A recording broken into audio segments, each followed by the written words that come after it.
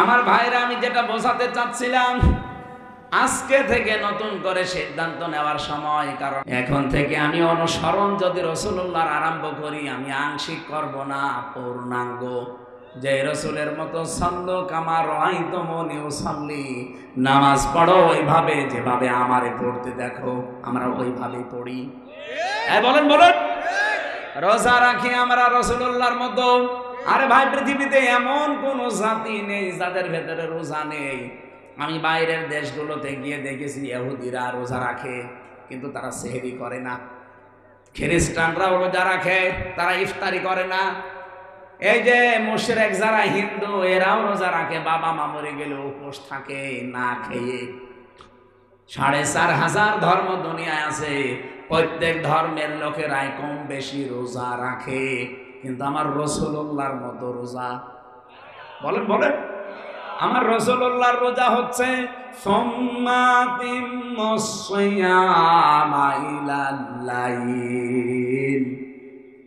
রাত থেকে সন্ধ্যা পর্যন্ত রোজাটা পূর্ণ করা লাগবে। এই জন্য আপনাদেরকে আমি আহ্বান জানাচ্ছি, রোজা যারা রাখবেন, এই রাতে হয়তো অনেক মানুষ গভীর রজনীতে খাবার খেয়ে নেন না, এটা ঠিক না। একেবারে সুবহে সাদিক হওয়ার আগ দিয়ে খাবেন।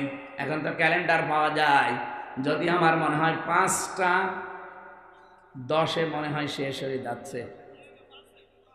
যদি ৫টা ৫ শেষ হয়, আপনি ৫টা ৪ শেষ করে দেবেন খাবার দাবার। আমরা রাত ২টার সময় খেয়ে বসে আছেন না, আবার তো দরবেশগিরি আপনার দেখানোর দরকার নেই। বিশ্বনবী বলেন, আমার উম্মতেরা যতদিন সেহরিটা শেষ সময়ে করবে আর ইফতারিটা একেবারে পয়লা টাইমে করবে, ততদিন তারা আমি আল্লাহর পক্ষ থেকে বরকত পেতে থাকবে। এটা মেয়েদের ভেতরে নেই, দেখবেন ইফতারি বানাতে আর হাঁসের আর মুরগির খাবার দিতে দিতে ইফতারি করে, কিন্তু আজান হওয়ার ২০ মিনিট পর। আপনার এত দরবেশগিরি দেখানোর দরকার কি? বাদ দেন সব, আগে অন্তত আগে ইফতারিটা শেষ করেন। কারণ ইফতারি এটা ইবাদত। এটা কি ইবাদত?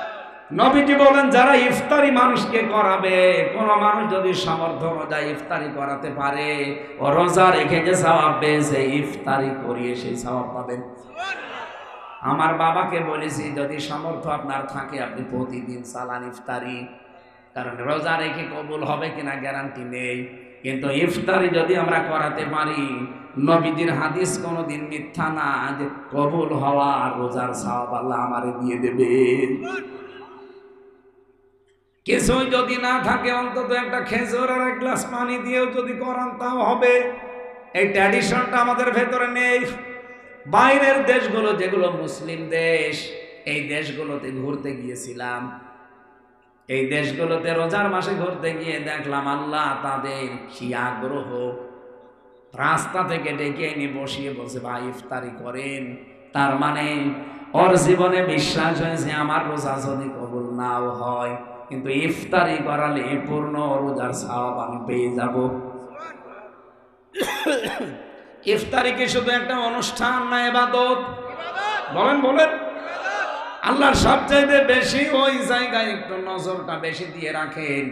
মানুষ যখন সারাদিনের ক্ষুধার্ত পিপাসার্ত শরীর নিয়ে ইফতারি নিয়ে বসে থাকে, আল্লাহ যেন ফেরেশতাদেরকে ডাক দিয়ে বলতে, বান্দা দেখ, ও ফেরেশতারা নিষেধ করতি হামসাকে বানাতে, অথচ দেখ সারাদিন না খাওয়া শরীর পিপাসার্ত হয়ে আছে, এরপরও খাবার থাকতেও খেতে চায় না।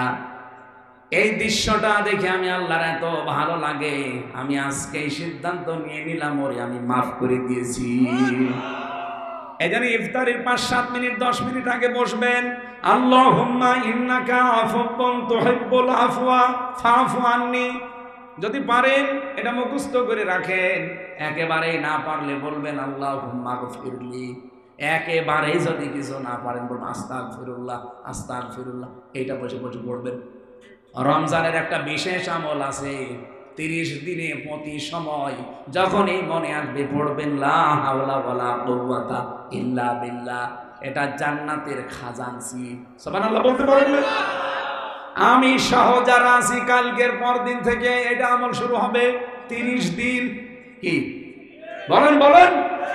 নারী পুরুষ আপনার শরীর ভালো থাক আর খারাপ থাক দেখার দরকার নেই, পাক থাকেন না পাক থাকেন কোনো অসুবিধা নেই।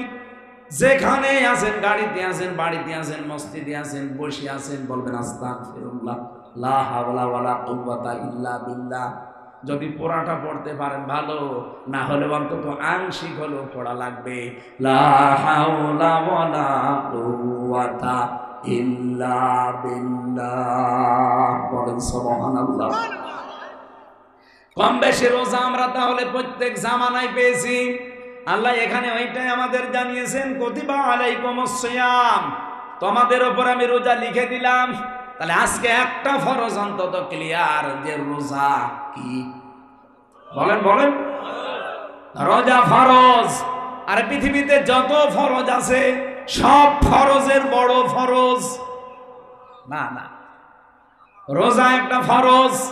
আর পৃথিবীতে যত ফরজ আছে সব ফরজের বড় ফরজ একটা আছে, ওইটা এই আয়াতের ভেতরে পাবেন। এটা না শুনে চলে যাবেন। বলেন বলেন। এটা আজকে শুনে তারপরে বাড়ি যাবেন। তো পৃথিবীর সবচাইতে বড় ফরজ কোনটা? রোজা এমনিতে একটা ফরজ কাজ, নামাজ যেমন ফরজ, যাকাত যেমন ফরজ, হজ যেমন ফরজ, কিন্তু সব ফরজের বড় ফরজ কোনটা ওটা আমি আজকে জানাবো।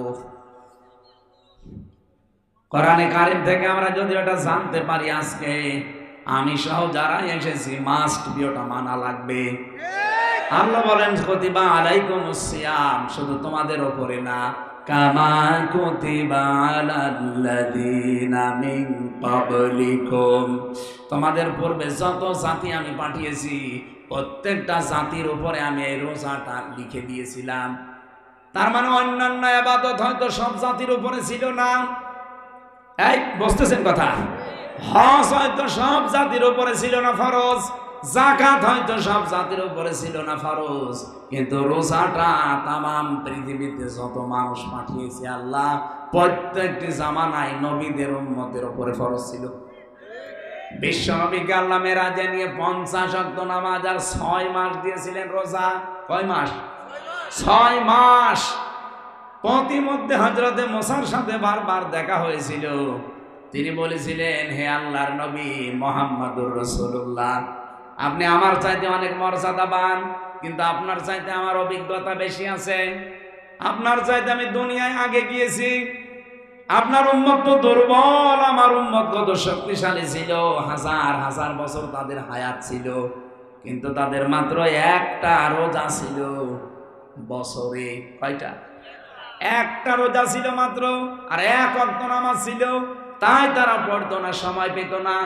আর আপনি 6 মাস রোজা দিয়েছে, 50 ওয়াক্ত নামাজ দিয়েছে, আর আপনি আনন্দে লাফান। যান তাড়াতাড়ি করে কমিয়ে নিয়ে আসেন। উনি 9 বার গিয়েছে আল্লাহর কাছে, প্রতিবার আল্লাহ 5 ওয়াক্ত করে কমিয়েছে। 5 নং 45 ওয়াক্ত শেষ। 6 মাসের ভেতরে রোজা কমাতে কমাতে মাত্র আর 1 মাস আছে। মুসা নবী বললেন, আপনি আবার যান, দেখেন আর একটু কমে কিনা। মুহাম্মদ রাসূলুল্লাহ বলেন, ভাই মুসা আমার লজ্জা করছে, বারবার আল্লাহ আমাকে দিতে চায়, আর আপনি বলেন কমান কমান। না, আমি আর পারবো না। কোন মুখ নিয়ে যে বলবো যে আল্লাহ আরো কমিয়ে দাও, যা দিয়েছে ওই হবে, আমার উম্মত মানবে। আল্লাহ রাব্বুল আলামিন ফেরেশতা জিবরাইলকে বললেন, যান শুনিয়ে দেন, আমি কিন্তু 50 ওয়াক্ত নামাজ আর 6 মাস রোজা লিখে দিয়েছিলাম, আমার লিখিত জিনিসের কোনো পরিবর্তন। আরো জোরে বলেন। আল্লাহ একবার যেটা রায় দিয়ে দেয়, ওই রায় কিয়ামত পর্যন্ত কোনো রদ বদল হয় না। কিন্তু বাংলাদেশে যে রায় হয় এটা রদ বদল নেই। এই যে এটিএম আজহারুল, তার রায় দিয়েছিল হাসিনা, যে রায় গত পরশুদিন সে রায় উল্টিয়ে গেছে। আমার মনে হয় সালাউদ্দিন কাদের চৌধুরী যদি বেঁচে থাকতেন, তাকে যদি ফাঁসি দেওয়া না হয়তো তিনিও এতদিন বাইরের মুক্ত জীবনে আসতে পারতেন। কারণ যে রায়গুলো দিয়েছিল রায় সব ওই হাসিনার মন মতো, বিচার ব্যবস্থা মন মতো ওদের বানানো, ওদের বিচারপতিও বানানো, প্রসিকিউটর বানানো, সাক্ষীও বানানো। কারণ সাক্ষীগুলো এমন যারা 6 মাইল দূর থেকে দেখে বলছে আমি 6 মাইল দূর থেকে দেখেছি, আমি এই প্যান্ডেলের শেষ পর্যন্ত দেখতে পাচ্ছি না, আর সে নাকি 6 মাইল দূর থেকে দেখে সাক্ষী দিয়েছে। তার মানে এটা যে পুরা বানোয়াট। এই কারণে এখন যিনি প্রধান বিচারপতি আছে আজহারুল ইসলামের রায় আবার তুলেছিল, উনি বলেছে ওটা আগেরটা বাতিল, নতুন করে আবার শুনানির দিন ধার্য হয়েছে। আগে বলতো হবেই না, এখন বলছে হবে। তার মানে আগের পুরা বিচার বাতিল। এ বাংলাদেশের রায় পরিবর্তন হয়, এ বাংলাদেশের সংবিধান পরিবর্তন হয় কয়বার? 17 বার। কয়বার? বাংলাদেশের সংবিধান 17 বার পরিবর্তন হয়েছে 54 বছরে। অথচ আল্লাহ কোরআনে কারিমে যে সংবিধান দিয়েছেন 17 বার না, কিয়ামত পর্যন্ত একবারও কোনো পরিবর্তন। আতাম্মাত কালিমাতু রাব্বিকা সিদকাও ওয়া আদলা লা মুবাদদিলা লিকালিমাতি। সূরা নাম 8 নাম্বার বরাবর প্রথম নাম্বার পৃষ্ঠা 10 নাম্বার লাইনে 115 নাম্বার আয়াতে আছে, প্রথম অংশ পাবেন। আল্লাহ বলেন কোরআনে আমি যা দিয়েছি কিয়ামত পর্যন্ত এটা সত্য।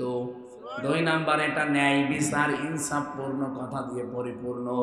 3 নাম্বারে কিয়ামতে কোনো দিন আমার কোরআনের একটা অক্ষর রদবদল হবে না।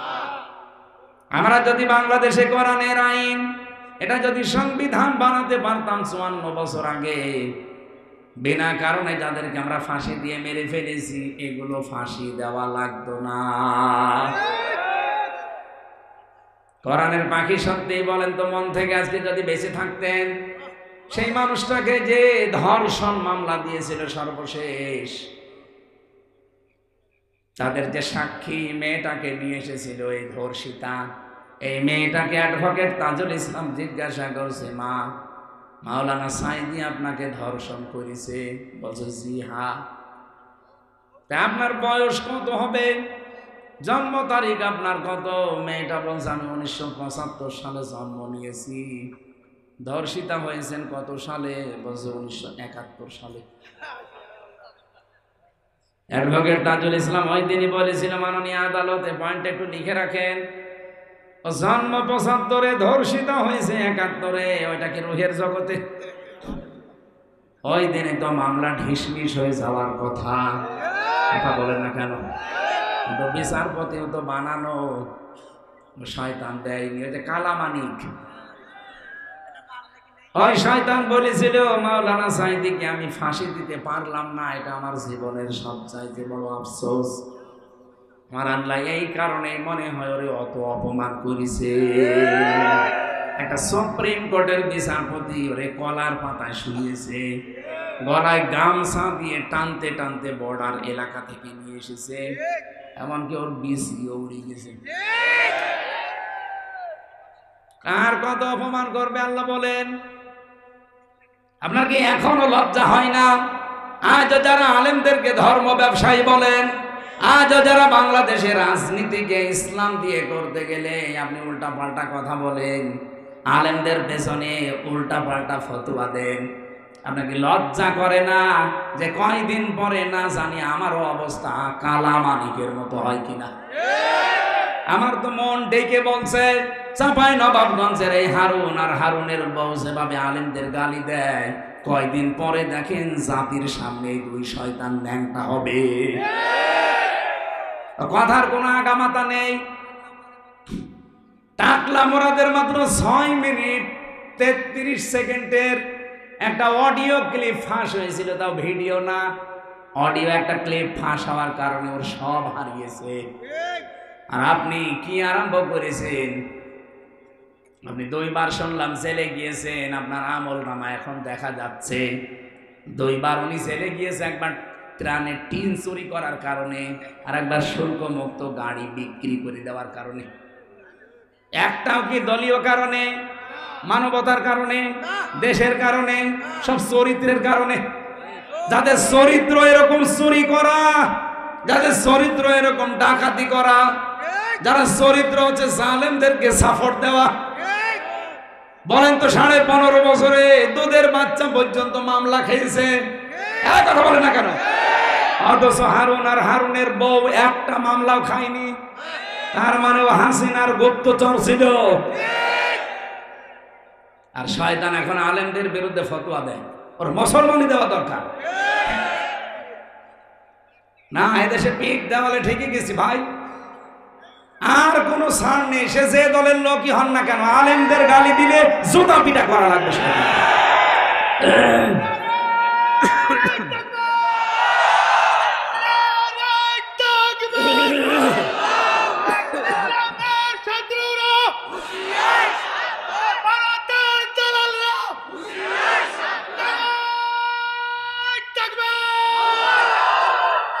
ভারতের দালাল বলার দরকার নেই, কারণ এই সামনে তো সাতার আবার চলে আসবে। আসো চাঁপাইনবাবগঞ্জের বর্ডার এলাকায় এই গরুর মদ খাওয়া পার্টি, গরুর প্রসাদ খাওয়া এই জাতি, ওরা বলেছিল আমরা এই চাঁপাইনবাবগঞ্জের এই জমিগুলো দখল করে নেব। ওই এলাকার নারী পুরুষ দা খন্তা কাশি যা আছে নিয়ে বেরিয়েছে লিল্লাহে তাকবীর, আল্লাহু আকবার। ওরা বলছে দরকার নেই, পালিয়ে গেছে। এই এলাকায় যদি এরকম কিছু করতে আসে শুধু তাকবীর দেবেন একবার, কারণ আমার ভারতের কোনো প্রদেশ তো বাকি নেই, সব জায়গা আমি ঘুরেছি। এই গরুর মদ খাওয়া পার্টিদের সবচাইতে বেশি ভয় মরণের। ওরা এত ভয় পায় মরণকে, আমাদের মরণের ভয় দেখিয়েছিল যে না খাইয়ে মারবে। অথচ আমাদের ব্যবসা তখন পাকিস্তানের সাথে, তুরস্কের সাথে, চীনের সাথে, ওরা তখন না খেয়ে মরতেছে। ওদের আলু, ওদের পেঁয়াজ সব বর্ডারে বসতেছিল না, তখন বলছে আমরা বিনা 40% ছাড়ে আপনাদের চিকিৎসা দেব, আসেন দাদারা। কোরআনে কারিমে জানিয়েছে ওয়ালা তাজিদান্নাহুম আহরাসান নাসি আলা হায়াতি ওয়া মিনাল্লাযিনা আশরাকু। এই পৃথিবীতে সবচাইতে বেশি জীবনকে ভালোবাসে মুশরিকরা। কারা? বলেন বলেন। ইয়াওয়াদু আহাদুহুম লাউ ইয়াম্মারু আলফা সানা। হে নবী, ওদেরকে যদি বলেন তোমাদের 1000 বছর হায়াত, ওরা বলবে আলহামদুলিল্লাহ আমরা আরো বাঁচতে চাই। তার মানে বেশি দিন বেঁচে থাকার আকাঙ্ক্ষা মুশরিকদের। এজন্য ওদের যদি একবার মরণের ভয় দেখাতে পারেন, আপনাকে বাপ না দাদা বলবে। আমি নিজে তো দেখেছি ওদের কাছে থেকে। আর ওরা আমাদের ভয় দেখায় যে জাতির বছরে 1 মাস না খেয়ে থাকা ফরজ। এই কথা বলে না কেন? কালকের দিন পর থেকে 1 মাস না খেয়ে থাকা কি? আরো জোরে বলেন কি? কেন? 2017 সাল, এদিকে তাকান, এই ছেলে বসো,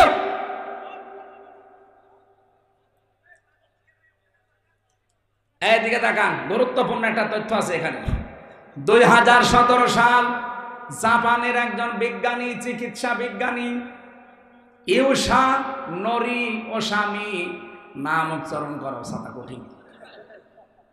এই বিজ্ঞানী গবেষণা চালিয়েছে একাধারে মানব দেহের ভেতরে, পুরা শরীরের ভেতরে গবেষণা চালিয়ে উনি কোষ পেয়েছে 2 কোটি। কত? 2 কোটি কোষ পেয়েছে। চিন্তা করছে কোষগুলোর কাজ কি দেখি। পরবর্তীতে ওনাকে এই তামাম দুনিয়ায় যে নোবেল প্রাইজ দেয়, উনি একটা নোবেল পেয়েছি, ডক্টর ইউনূসের মতো। চিকিৎসা বিজ্ঞানের উপরে নোবেল প্রাইজ এমনি দেয়নি তারে, সে 2 কোটি। এই যে অটোফেজি নামে একটা জিনিস আবিষ্কার করেছে। অটোফেজির মানে হচ্ছে আমাদের শরীরে 2 কোটির উপরে কোষ পাওয়া যায়, কিন্তু একাধারে যদি কেউ 12 মাস খাবার খেতেই থাকে, তাহলে ওই কোষের পাশে আরো নতুন নতুন কিছু কোষ তৈরি হয়। আর ওই কোষগুলো তৈরি যদি বেশি হয়ে যায়, তাহলে 2টা মারাত্মক রোগ দেখা দেয় শরীরে, একটা ক্যান্সার আর একটা টিউমার। এগুলো সব বিজ্ঞান দ্বারা প্রমাণিত। আপনি এখানে কম্পিউটার ভিড়াতেন, স্ক্রিনে আমি আপনাকে দেখাতে পারতাম যে এইভাবে রক্তের ভেতরে 5 প্রকার ক্যান্সার হয়। আমার এই শরীরের ভেতরে 5.5 কেজি রক্ত আছে। 280 মাইল বেগে এই রক্তগুলো মাথা থেকে পা পর্যন্ত চলতেছে। আর এর সাথে দেখবেন আপনি, আমার মনে হয় কম্পিউটার, আগামীতে মাহফিল নিলে আপনি কম্পিউটার ভিড়িয়ে দেবেন। আমি আপনাকে হাতে কলমে এখানে দেখাবো যা দেখবেন আপনার ঈমান আরো বেড়ে যাবে। এই কোষগুলো যখন নড়াচড়া করতে থাকে, ওই যেগুলো বৃদ্ধি পায় কোষ, ওইগুলো রক্তের ভেতরেই 5 প্রকার ক্যান্সার তৈরি করে। আর এগুলোর প্রথম হচ্ছে টিউমার। যাদের শরীরে টিউমার হয়তো ভেসে ওঠে, যে একটা ভেসে উঠেছে, যাদের শরীরে বেশি টিউমার ভেসে ওঠে অথবা ভেতরেই থাকে, অনেকের ভেসে ওঠে, অনেকের ভেসে ওঠে না। আমার পুরা শরীরে একটা ভেসে উঠেছে জেলখানায় থাকাকালীন, কারণ ওখানে খাবার দাবার কোনো নিয়ম ছিল না। যারা বেশি বেশি খাবার খাবেন অথবা একেবারেই না খেয়ে থাকবেন 12 মাস, তাদের কয়েকটা মারাত্মক অসুখ সামনে দেখা দেবে। উনি চিন্তা করেন এই কোষগুলো যেহেতু টিউমার আর ক্যান্সার তৈরি করে, এটা থেকে মুক্ত হওয়ার কোনো পদ্ধতি আমি আবিষ্কার করব। তখন 4500 ধর্মীয় গ্রন্থ এক জায়গায় করেছেন। 4500 ধর্মীয় গ্রন্থের ভেতরে দেখে কোনো তথ্য পাওয়া যায় কিনা এই কোষ সম্পর্কে। সর্বশেষ তিনি মুসলমানদের ধর্মীয় কিতাব কোরআনে কারিমে এই কোষ সম্পর্কে তথ্য পেয়েছেন যে 29 থেকে 30 দিন একাধারে যদি দিনের বেলায় কেউ না খেয়ে থাকতে পারে, কতদিন? 29 থেকে 30 দিন একাধারে যদি কেউ না খেয়ে থাকতে পারে, আল্লাহর দেওয়া ওই যে কোষ 2 কোটি, ওর ওপরে যেগুলো বাড়িয়ে বৃদ্ধি হয়েছে আপনার ক্যান্সার আর টিউমার তৈরি হতে পারে, এই আসল কোষগুলো ওই বৃদ্ধি হওয়া কোষে 30 দিনে পুরাটা খেয়ে নিঃশেষ করে ফেলে। কোরআনে কারিমের কাছে এই তথ্য পেয়ে তিনি আশ্চর্য হলেন। বিশ্বের মুসলমানদেরকে আহ্বান করলেন, দেখো আমি 13 বছর একাধারে গবেষণা চালিয়ে আমি এই তথ্যটা পেয়েছি, অথচ তোমাদের আল্লাহর কোরআনে, তোমাদের যে ধর্মীয় গ্রন্থ এই কোরআনে তথ্যটা 1500 বছর আগে দেওয়া আছে। আল্লাহ রাব্বুল আলামিন যে আয়াতটা পড়েছে একেবারে শেষে, এই আয়াতের তথ্য তিনি দিয়েছেন, ওয়া তাসামু খায়রুল লাকুম ইন কুনতুম তা'লামুন। যদি তোমরা রোজা রাখতে পারো তোমাদের উপকার আছে। আমি পড়া কোরআন শরীফ গবেষণা করে পেয়েছি, রোজা রাখলে 27টা উপকার হয়। কয়টা? তার ভেতরে 1 নাম্বার এটা, আপনার অবাঞ্ছিত যে কোষগুলো যেগুলো বৃদ্ধি হয়ে আপনার টিউমার আর ক্যান্সার হওয়ার সম্ভাবনা দেখা দেবে সামনে, ওই কোষগুলো রোজা রাখার দ্বারা আমার আল্লাহ নষ্ট করে দেয়। এই জন্য রোজা বাধ্যতামূলক রাখতেই হবে। ইন কুনতুম তা'লামুন, যদি তোমরা বোঝো, হয়তো আমরা বুঝি না, এই জন্য উল্টা পাল্টা ধারণা করি যে ভাত থাকতে আমি রোজা করব। আরে ভাই, খাবারের ব্যবস্থা যিনি নিয়েছেন তার নাম রাজ্জাক। আপনি যতই গোলায় ধান থাক, যতই সম্পদের মালিক হন, আল্লাহ যদি বলে আমি তোকে খাবার খেতে দেব না, সারা দুনিয়া একদিকে হয়ে গেল, আপনি 1 লোকমা খাবার খেতে পারবেন না। এই যে পাশের জেলা চুয়াডাঙ্গার এমপি ছিল বিএনপির হাজী মোজাম্মেল হক, নাম শোনেননি? আমি নিজে যখন চুয়াডাঙ্গায় পড়তাম ছোটবেলায়, ওই সময় উনি এমপি ছিল। ওনার বাড়িতে একটা দাওয়াত খেতে নিয়ে গিয়ে সবাইকে বসিয়ে খাওয়াচ্ছে, কিন্তু নিজে কিছু খায় না, খালি দেখে। আমি আমার হুজুরকে জিজ্ঞাসা করলাম কিছু খায় না কেন, যে খাবে কি করে? ডাক্তারে বলেছে সকালবেলা শুধু ওই যে লুডুস আছে ওইটা 1 চামচ মতো, দুপুর বেলা একটা রুটি, আর রাতের বেলা আল্লাহর নাম নিয়ে কিছু খাওয়া যাবে না। অথচ সে যদি বলতো যে আমি টাকার উপরে ঘুমিয়ে থাকবো, পারতো না? বলেন তা আপনি যে বলেন আমার ভাত থাকতে রোজা করবো, ভাত আপনাকে খাওয়াবে আল্লাহ জনমের খাওয়া, ডায়াবেটিস দিয়ে দেবে, সব ফাঁকা হয়ে যাবে ভাত খাওয়া। আপনাকে তো রোগ মুক্ত করার জন্য আল্লাহ রোজা দিয়েছেন। ফামান শাহিদা মিনকুমুশ শাহরা ফালিয়াসুমু, তোমাদের ভেতরে কেউ যদি রোজার মাস পায়, আল্লাহ বলেন সে যেন অবশ্যই রোজা রাখে। মা বোন যারা এসেছেন, আপনাদের জন্য শুধুমাত্র মাসে 3 দিন, 7 দিন, 10 দিন যে সময় অসুস্থ থাকেন, রোজার মাসেও যদি অসুস্থ হয়ে পড়েন, এই যে কয়টা রোজা ভাঙা পড়ে যাবে, ওর পরে যতগুলো রোজা রাখতে পারেন 20টা 22টা 25টা 27টা রাখবেন, বাকি যেটা রাখতে পারেননি 11 মাস ধরে ওই রোজাগুলো করে দেবেন, তারপরও রোজা মাপ নেই। অনেক মহিলা প্রশ্ন দেয় যে বড়ি খেয়ে নিজের শরীরকে সুস্থ রেখে আমি রোজা রাখতে পারবো না। পারবেন না, কারণ আল্লাহর দেওয়া ওই নিয়ম নীতি বন্ধ করে দিলে আপনি অসুস্থ হয়ে পড়বেন। কথা বুঝতেছে? মেয়েরা বালেগ হওয়ার পর থেকে, ছেলেরা বালেগ হওয়ার পর থেকে আর কোনোদিন রোজা ছাড়তে পারবেন না। মেয়ে লোক বালেগ হয় তখন যখন শরীর খারাপ আরম্ভ হয়, পুরুষ মানুষ বালেগ হয় তখন যখন স্বপ্ন দোষ আরম্ভ হয়। তার মানে এটা খুব বেশি হলো 12 বছর থেকে 15 বছরের ভেতরে হবে। কি কথা বলেন না কেন? এখন আমার প্রশ্ন, রোজা যে উপকারগুলো করে, আমি আমার 33 বছর বয়সে 15 বছর থেকেও যদি রোজা আরম্ভ করি, তাহলে আমি এখন 18 বছর রোজা রাখছি। কত বছর? বলেন বলেন। 18 বছর আগে যে প্রথম 15 বছর আগে রোজা রেখেছিলাম 15 বছর বয়সে, সে সময় আমার ইমানের অবস্থা, সেই সময় আমার চরিত্রের অবস্থা, সেই সময় আমার অ্যাক্টিভিটিস যা ছিল, এই 18 বছর রোজা রেখে আমি তাই আছি, আমার কোনো পরিবর্তন উন্নতি নেই। তাহলে আমি সুস্থ না অসুস্থ?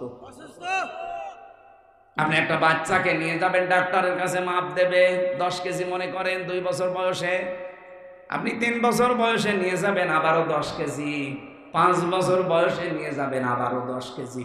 তাহলে ডাক্তার বলবে আপনার এই ছেলে বা মেয়ে সুস্থ না অসুস্থ? আপনি একটু এখান থেকে কিছু নিতে পারলেন না, আজ 30 বছর 50 বছর 80 বছর একাধারে রোজা করেন, অথচ আগে যা ছিল আপনার চরিত্রে তাই আছে, কোনো পরিবর্তন নেই। আল্লাহ বলেন রোজা কেন দিলাম তাও জানো না? লাআল্লাকুম তাত্তাকুন, আমি আল্লাহ রোজা দিয়েছি এই কারণে যেন তাকওয়া অবলম্বন করতে পারো। হ্যাঁ নবী, আমি কিন্তু 6 মাস লিখে দিয়েছিলাম, আমার লিখায় দিনে পরিবর্তন নেই, শুধু আপনার কনসিডারের কারণে আমি কমিয়ে দিয়েছি। কিন্তু যেহেতু আমার রায় লেখা হয়ে গেছে, উম্মতদেরকে বলবেন ওরা যদি একটা মাস রোজা রাখতে পারে, আমি আল্লাহ তাদেরকে একাধারে 6 মাস রোজা রাখার সওয়াব দিয়ে দেব। বাংলার মুসলমানেরা, পৃথিবীতে সবচাইতে বেশি একটা মানুষ সুস্থ জীবন যাপন করেছেন, তার নাম নূহ নবী। 950 বছর দুনিয়ায় বেঁচে ছিলেন। 950 বছর জীবনে কোনোদিন তার কোনো রোগ হয়নি। আমি তার জীবনী পড়ে এইটাই পেয়েছি, তিনি সারাটা জীবনের অধিকাংশ সময় রোজা রেখে কাটিয়েছেন। তাহলে আমাদের আজকে থেকে সুস্থ থাকার এইটাই কিন্তু আসল পদ্ধতি, রোজা রাখতে হবে। কঠিন পরিশ্রম যারা করেন তারা যদি মনে করেন যে আমি রাখলে মরে যাব, তাহলে আপনার দরকার নেই। অনেক মানুষ মনে করে আমি মাঠে কাজ করি, রিক্সা চালাই, আমারও রোজা রাখা লাগবে। আরে ভাই, রোজা রাখার দ্বিতীয় উপকার হচ্ছে আপনার আল্লাহ অভাব দূর করে দেবে। কোন মানুষ যদি সত্যি রোজা রাখে আর রোজাটা যদি কবুল হয়ে যায়, নবীজি বলেন আল্লাহ তার জীবনের অভাবগুলো আস্তে আস্তে দূর করে দেবেন।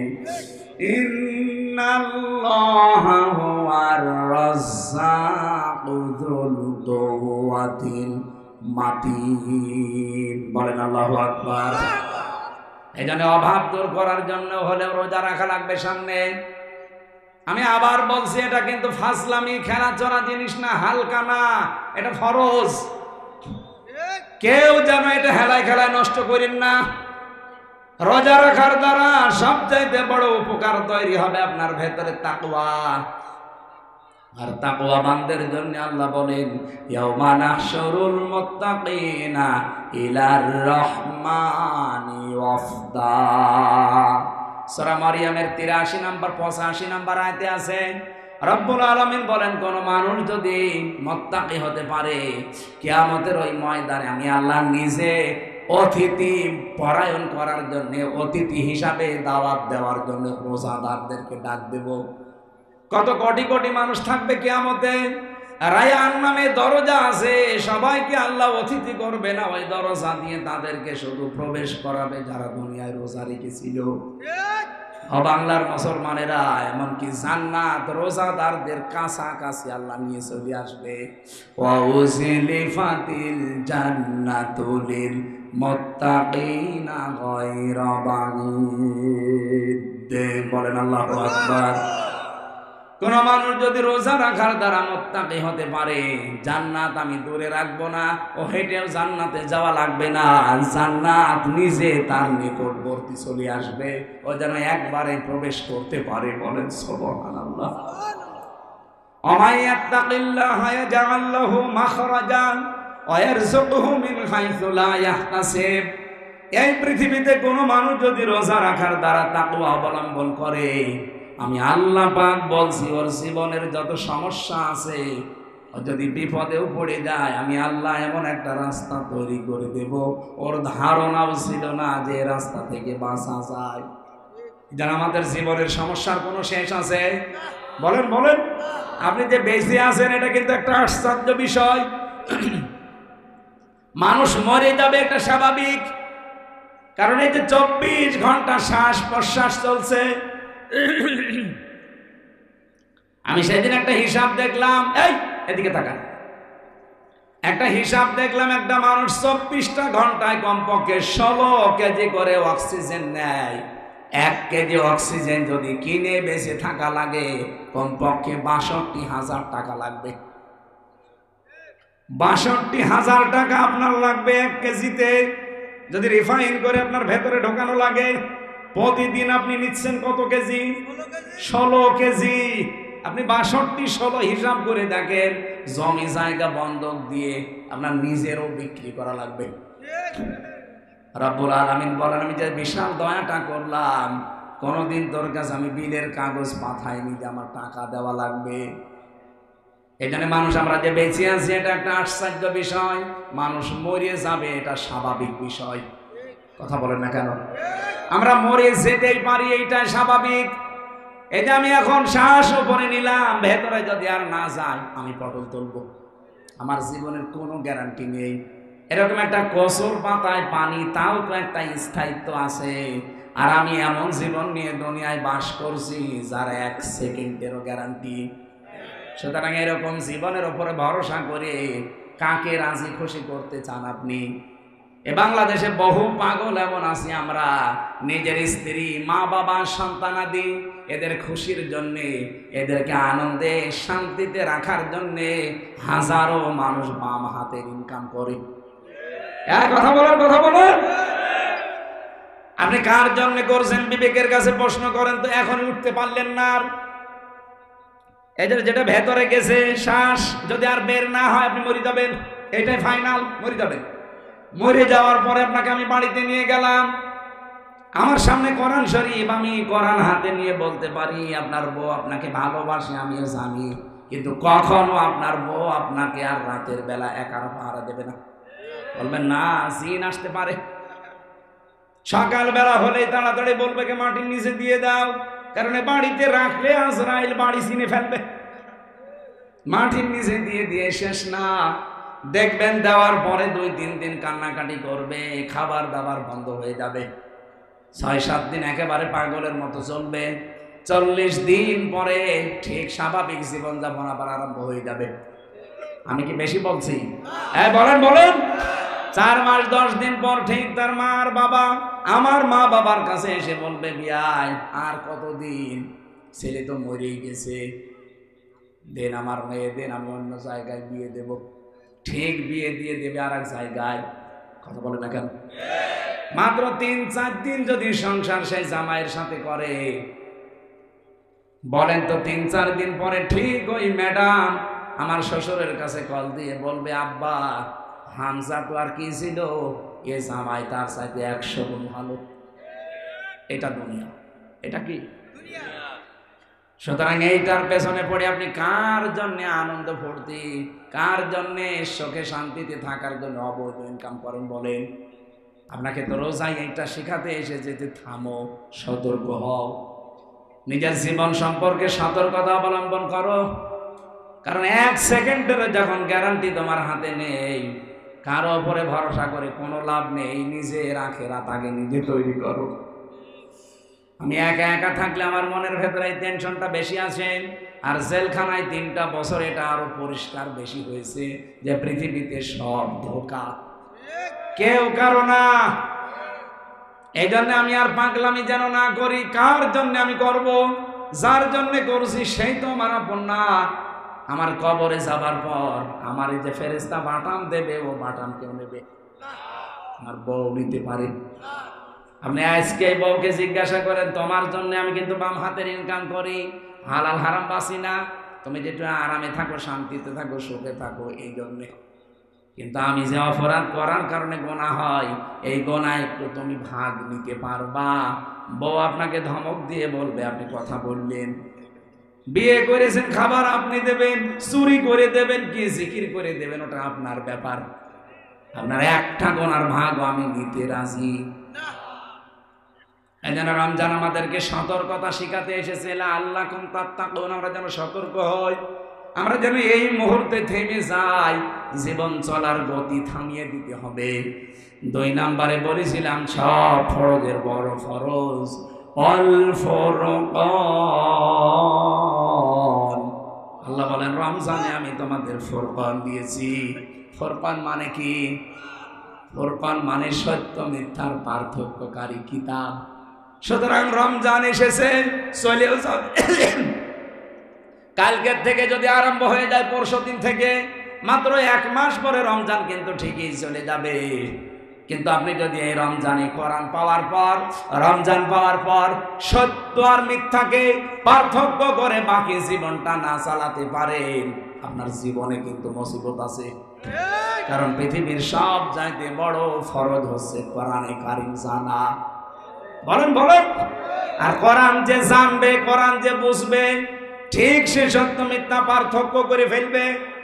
তখন তার বাবাও যদি মিথ্যার পক্ষে থাকে, ওর বাবাকে পর্যন্ত তালাক দিবে। এই কথা বলেন না কেন?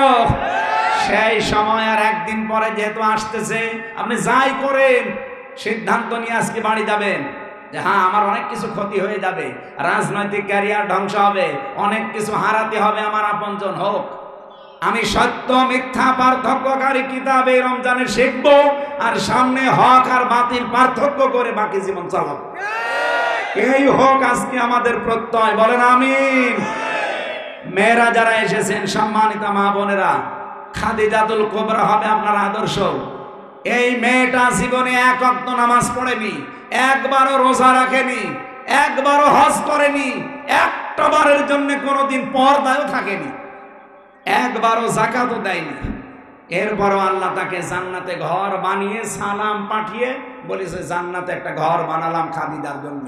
একটাই কারণ, একটা বিধান পালন করেননি। কেন? কারণ তার ইন্তেকালের পরে সব এই বিধানগুলো নাযিল হয়েছে। কি কথা বুঝতেছেন? তার মানে উনি মানতে পারেননি। হ্যাঁ, যদি থাকতো ওই সময় মানতেন। তার ইন্তেকালের পরে যেহেতু একজন নাযিল হয়েছে, তারপরও আল্লাহ তাকে জান্নাতে ঘর বানিয়ে পাঠিয়েছিলেন একটা কারণ, তার স্বামীর জন্য তিনি সব প্রচার করে দিয়েছিলেন। আমরাও এরকম খাদিজার উত্তরসূরি মা বোন চাই না? আল্লাহ যারা মেয়েরা এসেছে তাদেরকে খাদিজার মতো বানিয়ে দাও। বলেন আমিন। আমরা কোরআনের অনুষ্ঠানে এসেছি, এটা ইবাদত চলছে, এটা দুনিয়ার সাধারণ অনুষ্ঠান। কত দূর দূরের মানুষ এসেছে জানেন এখানে? এই জন্যে যারা অত দূর থেকে আসলেন, তারা কিন্তু আপনারা খাবারও দেননি, তাদের গাড়ি ভাড়াও দেননি, তারা ইবাদত মনে করে রাতের বেলা এসেছে, আবার ঝুঁকি নিয়ে ফিরে যাবে। এই জন্যে খুব সতর্কতার সাথে আজকের 1-1.5 ঘন্টার সময় আমরা পার করব। ঝিনাইদহ জেলার মহেশপুর থানার অন্তর্গত যাদবপুর দারুল কোরআন নোরানি হাফিজিয়া মডেল মাদ্রাসার উদ্যোগে ৩য়তম বাৎসরিক ঐতিহাসিক তাফসীরুল কোরআন মাহফিলের স্বনামধন্য সভাপতি হাফেজ মাওলানা ফজলুল করিম, প্রতিষ্ঠাতা মহাতামি মত্র মাদ্রাসা, সম্মানিত পরিচালক জে.এম. তাজ ভাই, সার্বিক পরিচালনায় আছেন, ব্যবস্থাপনায় মোহাম্মদ বাবলুর রহমান। এ মাহফিলে এতক্ষণ যারা আলোচনা রেখেছেন, বিশেষ করে চুয়াডাঙ্গা থেকে আগত তরুণ বক্তা মাওলানা আবু বকর সিদ্দিক, অন্যান্য ওলামা ইকরাম, আমি তো অনেকের নাম জানি না, একবারে দোয়া করছি আলেমদের জন্য, ওয়ারফা'না লাকা যিকরাক, বলেন আমিন। মঞ্চে বসা সম্মানিত ব্যক্তিবর্গ, বিশেষ করে আমার শ্রদ্ধাভাজন ব্যক্তিত্ব, আজকে একজন এসেছে আপনাদের এলাকায়, বাড়ি সামান্তা, জনাব নজির আহমেদ। সামনে বসা মুসলমান ভাইরা, মহেশপুরবাসী, আল্লাহর দরবারে শুকরিয়া জানাচ্ছি যিনি আমাদেরকে মানুষ বানিয়েছে। ওয়ালাকাদ কাররামনা বানি আদম, আল্লাহ তাআলা বলেন আমি বনি আদমকে সম্মান দিয়েছি। আল্লাহ বলেননি যে যারা ঈমানদার তাদের আমি সম্মান দিয়েছি, না, মানুষ যারা তাদেরই সম্মান আছে। এই এলাকায় অন্য ধর্মের মানুষ নেই? এই কথা বলা যাবে না, ওদের কাজ ওদের করতে দিন, ওরা ঠিক মতো বসে পড়বে। 1-2 মিনিট আপনি এখানে দাঁড়িয়ে কি করেন?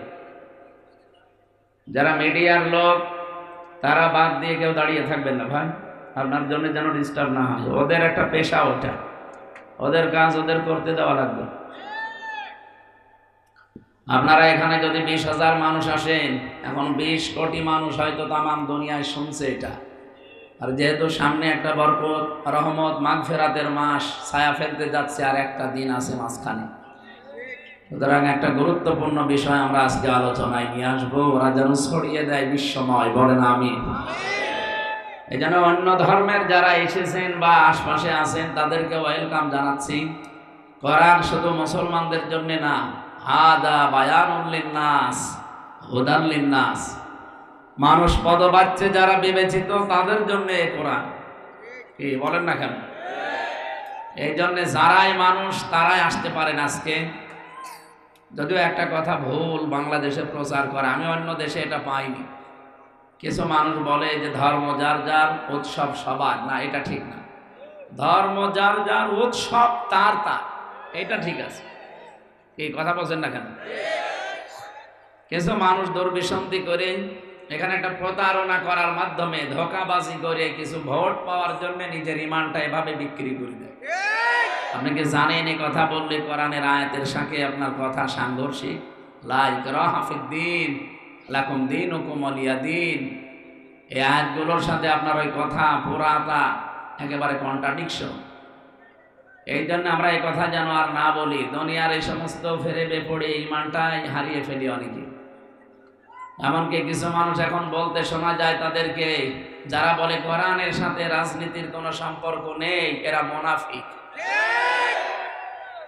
কোরআন দিয়ে রাজনীতি করা ফরজ। 918 জায়গায় এরকম আয়াত আল্লাহ কোরআনে দিয়েছে। কত জায়গায়? 918 জায়গায়। এই আপনি কথা বলেন কেন? তো আমারে বসিয়ে দিও না, গল্প করছি। আমি কিন্তু চলে যাবো এবার ভাই, এমনি দেরি করে তুলেছেন। বললেন যে 9টায় তুলবো, আমি সেই আশায় এসে বসে আছি। আমি তো বাড়ি থাকতে পারতাম ঘন্টাখানি। এমনিতেই সারাদিন সারা রাত শুধু গাড়িতে গাড়িতে, কথা ঠিক রাখলো না। 9:30 বললো 10টা, এখন ঘুমিয়ে পড়া দরকার, আর এখন তুলে দিস। আগামী থেকে আশপাশে কোনো থানায় জেলায় আসলে আপনার পোস্টারে নিজে লিখে দেবেন আমির হামজা রাত 8টায়, এভাবে লিখে দেবেন। যদি পারেন নেবেন, না হলে আমার দাওয়াত নেওয়ার দরকার নেই। অন্য যারা আছে তাদের নিয়ে আসবেন, কারণ আমাকে বেঁচে থাকা লাগবে আগে। জালেমরা 3টা বছরে আমার শরীরে কিচ্ছু রাখে না, সব শেষ করে দিয়েছে। এমন কোনো জায়গা নেই যা ওরা টর্চার করে না। এই জন্য আমি তো অসুস্থ। এই শরীর নিয়ে টিকে থাকতে হলে ডাক্তাররা বলছে পর্যাপ্ত পরিমাণে ঘুম লাগবে, কারণ 3 বছর বহু ঘুমের ঘাটতি গেছে। প্রশ্ন আসতে পারে যে 3 বছর তো কোনো কাজই করেননি, শুধু এক ঘরে বসেছিল, ঘুমাতে পারেন? আরে ভাই ঘুম আসে, ঘুমের বড়ি খেয়েও ঘুম আসতো। শুধু আমার ওই মেয়েটার কথা মনে পড়তো যে কেমন আছে ফারিহা জান্নাত। জালেমরা 3টা বছর তারও দেখতে দেয়নি। যাই হোক, মুক্ত জীবনে যখন এসেছি, অন্তত যে গরু দিয়ে আপনারা চাষ করে খাবেন, গরুটা যেন মরে না যায়। তার মানে আমি গরু না, মানে আপনি বলছেন ঠিক না, গরু অসুবিধা নেই, আমি গরু। গরুদের কোনো হিসাব আছে? কম তো তোরাবা, আল্লাহ বলবেন মাটি হয়ে যা, কিয়ামতে মাটি হয়ে যাব। আপনাদের এই কথা যেন আল্লাহ কবুল করে কিয়ামতে আল্লাহ গরু মনে করে মাফ করে দেয়। হ্যাঁ, এই কথা বলেন না বা।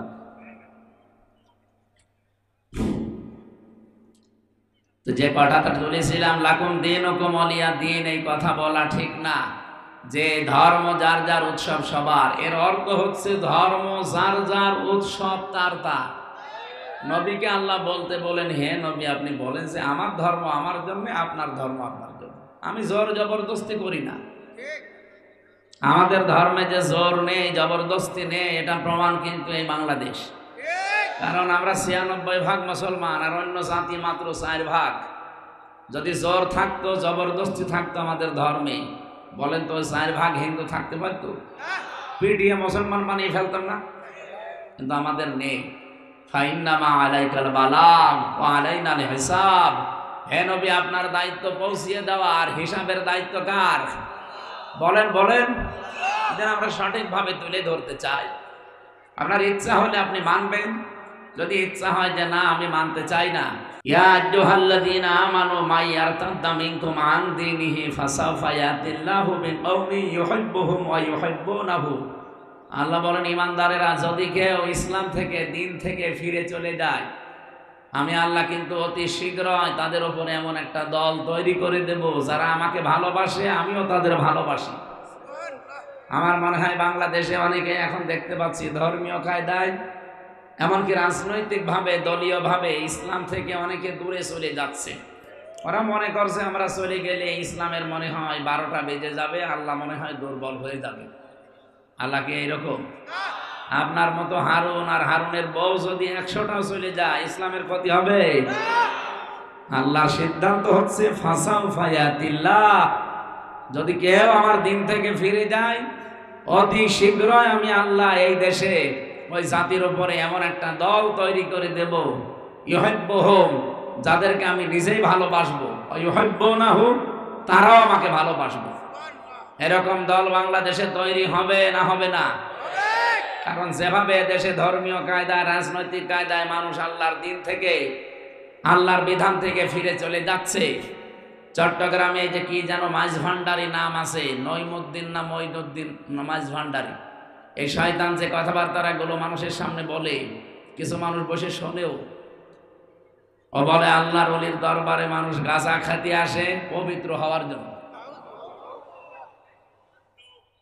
এই যে এইরকম কথাবার্তারা যারা বলে, গাঁজা খাওয়ার জন্য এদেশে পুলিশ ধরে জেলে দেয়। কোথায় দেয়? অথচ আমরা দেখলাম এই ৩ বছরে তো অনেক গাঁজাখোর জেলের ভেতরেও গাঁজার গাছ লাগিয়েছে।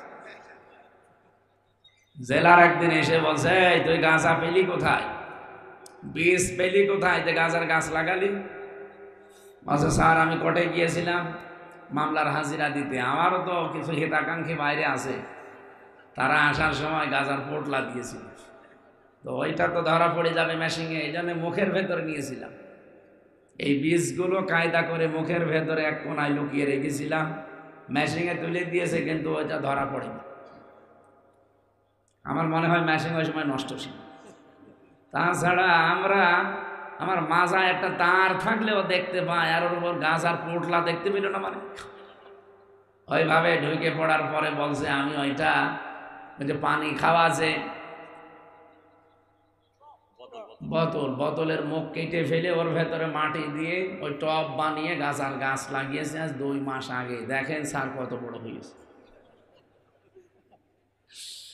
হিন্দু জেলার তো দেবদুলাল, আরে শয়তান, গাঁজা খাওয়ার জন্য পুলিশ ধরে তোরে জেলে দিল, আর তোরে এত কঠিন অবস্থায় রাখলাম, আর তুই এর ভেতরেও গাঁজার গাছ লাগিয়ে দিলি, তোরে তো স্বর্গে পাঠানো লাগবে।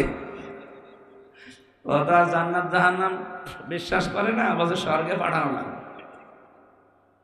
এই জন্য দিন থেকে কেউ যদি ফিরে যান, আল্লাহ কিন্তু সত্যিই তার সিদ্ধান্ত বাস্তবায়ন করবে। এমন একটা দল বানিয়ে দেবেন, সেই দলকে আল্লাহ নিজেও ভালোবাসবেন, তারাও আল্লাহকে জীবনের চাইতে বেশি ভালোবাসবে।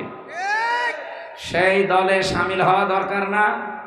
আল্লাহ যদি ওরকম একটা দল বাংলাদেশে বানিয়ে দেয়, আল্লাহ যেন আমাদেরকে ওই দলে শামিল করেন, বলেন আমিন।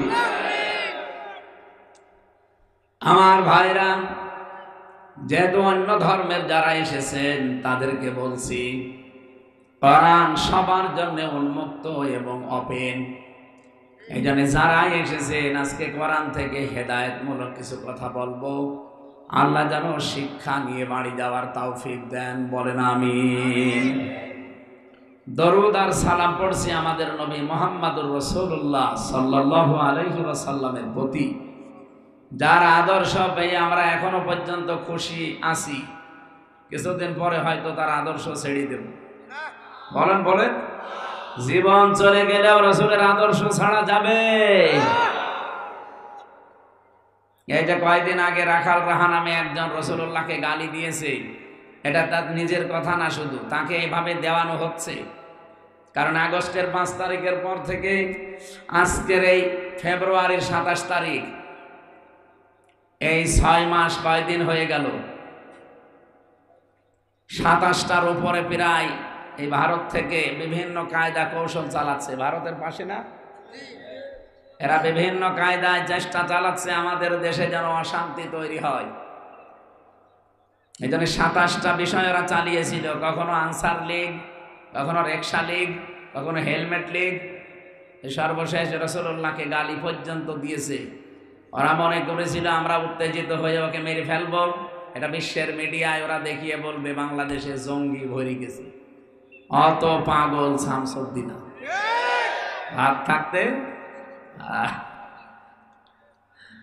না ভাই, আমরা আর কারো উস্কানিতে পা দিতে চাই না। হ্যাঁ, তবে বলতে চাচ্ছি আমরা এই অনুষ্ঠান থেকে রাখাল রাহা শুধু না, বাংলাদেশে কেউ যদি কোনো নবীকে গালি দেয়, বিশেষ করে আমার নবী মুহাম্মদুর রাসূলুল্লাহকে, একই কথা, তার ফাঁসি দেওয়া লাগবে।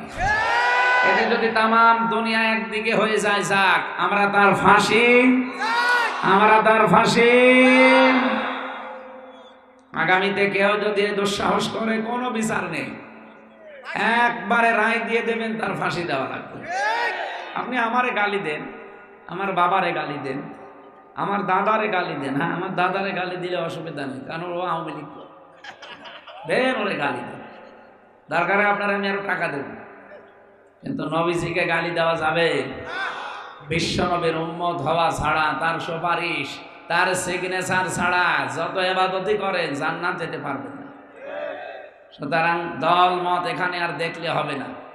কি রাজনৈতিক ভাবে বিভিন্ন দলে আমরা করি, হয়তো ভোট মোট দেই, এই এদিকে তাকান, তো রাসূলুল্লাহ আমাদের সবার জন্য না, কারণ জান্নাত যেহেতু যাওয়া লাগবে নাকি। এখান থেকে এই আপনাদের বারবার থামাতে গেলে তো আমি আলোচনা ভুলে যাব। এই ছেলে, এখানে কথা বলেন কেন? বাড়ি চলে যান, যান। নিজেও শোনে না, খালি ডিস্টার্ব করে। এই যে মাঝখানের এটা কি খুলে ফেলা যায় না? এটা পেছনে মানুষ আছে, থাক ভাই, কথা বলবেন, আমি মাপ চাচ্ছি। এই ঝামেলা হলে কিন্তু আমি মনোযোগ করে দেবো। আপনি একটা ক্লাস করছি, একটা ক্লাস যদি আপনি নাই বসেন, তো রাত করে বসে আছেন, মানে ডিস্টার্ব করা যাবে না, একবারে নিস্তব্ধ হয়ে যান। এখান থেকে মহেশপুর না গেলে জীবনে একটা মানুষ এই যাদবপুর থেকে মহেশপুর বাজারে কোনোদিন যায়নি, তার বিশাল ক্ষতি হয়ে গেছে। বলেন, মহেশপুর বাজারে যাওয়া যত জরুরি, জান্নাতে যাওয়া ওই রকম জরুরি। অবশ্য ঠিক, মহেশপুর বাজারে না গেলে কি আছে ক্ষতি? কোনো ক্ষতি আছে? জীবনে এখানে বহু মানুষ পাবে, জীবনেও কোনোদিন মহেশপুর বাজারেও যায়নি এমন মানুষ আছে, ওর জীবন কেটে চলে গেল। কিন্তু জান্নাতে যাওয়া এরকম জরুরি না, এর চাইতেও 1000 গুণে জরুরি। এই জন্য জান্নাতে যেতে হলে যেহেতু রাসূলুল্লাহ সিগনেচার লাগবে, ওনার সই থাকবে, তাছাড়া আপনাকে আল্লাহ জান্নাত দেবে না। ওনার সই পাওয়ার জন্য আগে যিনি বলছিলেন যে আল্লাহকে ভালোবাসতে চাইলে রাসূলুল্লাহকে আপনাকে অনুসরণ এবং তাকেও ভালোবাসা লাগবে। আমি আয়াত থেকে কয়েকটা তথ্য পেয়েছি, হয়তো উনি সময় পাননি, এই জন্য ভালোভাবে বলতে পারেননি। এদিকে তাকান ভাই। কুল ইন কুনতুম তুহিব্বুনাল্লাহা ফাত্তাবিউনি ইউহিব্বুকুমুল্লাহ। হে নবী আপনি বলুন, তোমরা যদি বলো আল্লাহ তোমাকে ভালোবাসি, এ দাবি আমাদের নেই? এ দাবি আমাদের আছে যে আল্লাহ তোমাকে ভালোবাসি? এ দাবি করলে হবে না, এটা দেখাতে হবে। কি দেখাবেন? ফাত্তাবিউনি, আল্লাহ বলেন আমার রাসূলের অনুসরণের মাধ্যমে দাবি পূরণ করো। তার মানে যারা দাবি করছি আল্লাহ তোমাকে ভালোবাসি, একমাত্র পদ্ধতি রাসূলুল্লাহকে অনুসরণ করা লাগবে। আল্লাহ বলেন আমি দুইটা উপকার তাহলে করব, ইউহিব্বুকুমুল্লাহ, আমি আল্লাহ নিজেই তোদেরকে ভালোবাসা আরম্ভ করব, না করেছি, করব। ইউহিব্বু এটা মোজারে, বর্তমান, ভবিষ্যৎ, প্রেজেন্ট, ফিউচার। সত্যি যদি কেউ রাসূলুল্লাহর অনুসরণ আরম্ভ করে তাকে আল্লাহ নিজে ভালোবাসা শুরু করবে। আর আল্লাহ যদি কাউকে ভালোবাসা আরম্ভ করে যুনুবাকুম, যত অপরাধ আছে সব মাফ করে দেবে, না দিয়েছে? দেবে। ওয়াগফির লাকুম, এইটাও মুসারিফ। জাম্বুন আল্লাহ না দিয়ে যুনুব দিয়েছেন, এ কারণে সত্যি যদি মহেশপুরবাসী আপনি রাসূলুল্লাহকে অনুসরণ আরম্ভ করেন, এখন থেকে পেছনে যত অপরাধ ছিল সবগুলো আমার আল্লাহ মাফ করে আপনাকে ভালোবাসা আরম্ভ করবে। এবার আমার প্রশ্ন, যেহেতু ক্লাস চলছে, ছাত্রের মতো জবাব দেবেন।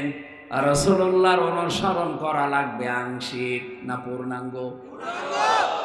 আপনি নিজের দিকে তাকিয়ে বলেন তো, আপনার রাসূলুল্লাহর আদর্শ অনুসরণ কি পূর্ণাঙ্গ না আংশিক?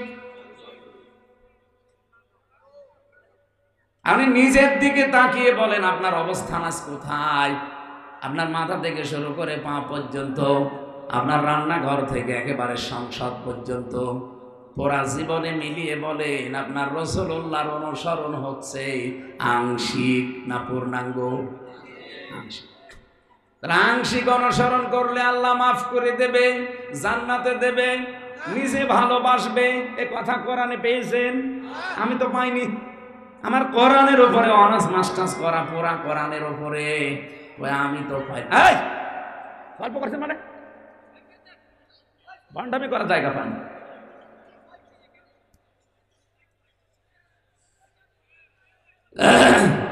এই কথা বলা যাবে না, এই জন্য এই মাহফিলগুলো ঝামেলা। সেমিনার না হলে কথা বোঝানো যায় না। কত গুরুত্বপূর্ণ মানুষ বসে আছেন আপনি জানেন? তারা কথা বোঝার চেষ্টা করছে। কোরআনের একটা আয়াত কেউ যদি চেষ্টা চালায় বোঝার, ও যদি নাও মানতে পারে তাও 500 রাকাত নফল নামাজে সওয়াব। যারা গল্প করছে ওরা মর্ম বাণী বোঝে না। একটু চেষ্টা করেন তো ভাই। ছেলে ভেতরে কি এখন বলা যাবে না ভাই, একটু পরে, আগে আমার আলোচনা শেষ হোক, এরপরে বাদাম বেছে।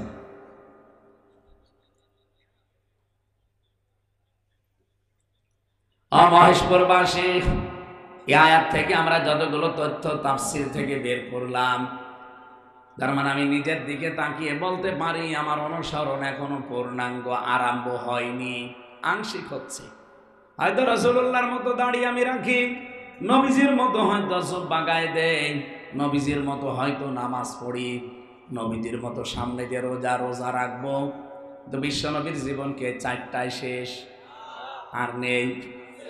উনি জন্ম থেকে শুরু করে একেবারে মৃত্যু পর্যন্ত 63 বছরে যা করেছে, বিশেষ করে 40 থেকে 63 নবতের এই 23 বছরের জিন্দেগি 1 সেকেন্ড আপনি বাদ দিতে পারবেন না। এই কথা বলেন না? আয়াতের শেষে কয়টা কথা পেলাম বলেন তো? 3টা। কেউ যদি সত্যিই রাসূলুল্লাহকে অনুসরণ আরম্ভ করে দেয়, 1 নাম্বার আল্লাহ বলেন আমি নিজে তাকে ভালোবাসা শুরু করে দেব। তাকে ভালোবেসেছি তা না, বাসবো। আমি দেখতে চাই অনুসরণ আরম্ভ করেছে কিনা। আপনি আংশিক অনুসরণ করলে আল্লাহ আপনাকে ভালোবাসা আরম্ভ করবে? বলেন বলেন। আপনার অনুসরণ হওয়া লাগবে পূর্ণাঙ্গ। এ পৃথিবীতে বহু মানুষ রাসূলুল্লাহকে ভালোবেসেছে, আল্লাহর নবীর অনুসরণও করেছে, কিন্তু আংশিক। এই জন্য তাদের ভালোবাসার কারণে আল্লাহ তাদের ভালোবাসেননি, মাফ করেননি, জান্নাতেও দেবেন না। এমন হাজারো মানুষ আমি পেয়েছি। তার ভেতরে 1 নম্বরে নবীর চাচা আবু লাহাব আর আবু তালেব। এই দুইজন চাচা এত বেশি ভালোবেসেছিল রাসূলুল্লাহকে, নিজের বাড়ির কাজের লোক পর্যন্ত বলেছিল জানুন দিয়ে আজাদ করে দিলাম, মুক্ত করে দিলাম। আর আবু তালিব তো নিজের সন্তান হযরতে আলীকে রাতের বেলা কাছে রাখতো না, মুহাম্মদুর রাসূলুল্লাহকে নিজের বেডের উপরে রেখে ছোটকাল থেকে মানুষ করেছে। বিশ্বনবী যতদিন তার চাচা বেঁচে ছিলেন, একটা সেকেন্ডের জন্য কোনোদিন চিন্তা করেন নাই। এত বেশি আগলিয়ে রাখতেন, অথচ এই লোকটার অনুসরণ ছিল না রাসূলুল্লাহ, আর ভালোবাসা ছিল। আবু লাহাবের ভালোবাসা পেয়েছি জীবনে, কিন্তু রাসূলুল্লাহর অনুসরণ আমি পাইনি। এই জন্য এই দুই চাচাকে আল্লাহ নিজে ভালোবাসেননি, মাফ করেননি, আর জান্নাতে তো দেবেনই না। এ পর্যন্ত বুঝেছেন? এবার রাসূলুল্লাহর আপন চাচার সাথে আপনি নিজের মিলান। আপনিও ভালোবাসেন রাসূলকে, আমি জানি। রবিউল আউয়াল আসলে আপনি মিলাদ পড়বেন, জিলাপি খাবেন, খিচুড়ি খাবেন, আমিও জানি। কি করবেন না এটা? তা আপনার যেমন দাড়ি বড় বড়, আবু তালেবেরও দাড়ি এত বড় ছিল। ওর জীবনী পড়ে দেখেন, পুরাটা ওর শরীরের স্ট্রাকচার দেওয়া আছে। আবু তালেবেরও দাড়ি কিন্তু রাসূলুল্লাহর মতো বড় ছিল। আবু তালেবেরও জামা রাসূলুল্লাহর মতো জুব্বা ছিল বড়। আবু তালেবের মাথায় পাগড়ি থাকতো সব সময়, কারণ ওই দেশের জাতীয় পোশাক ওইটা। কেউ অনুসরণ না করার কারণে কিয়ামতের দিন হাদিস এটা, তার পায়ের নিচে আল্লাহ জাহান্নামের 2টা জুতা পরিয়ে দেবে।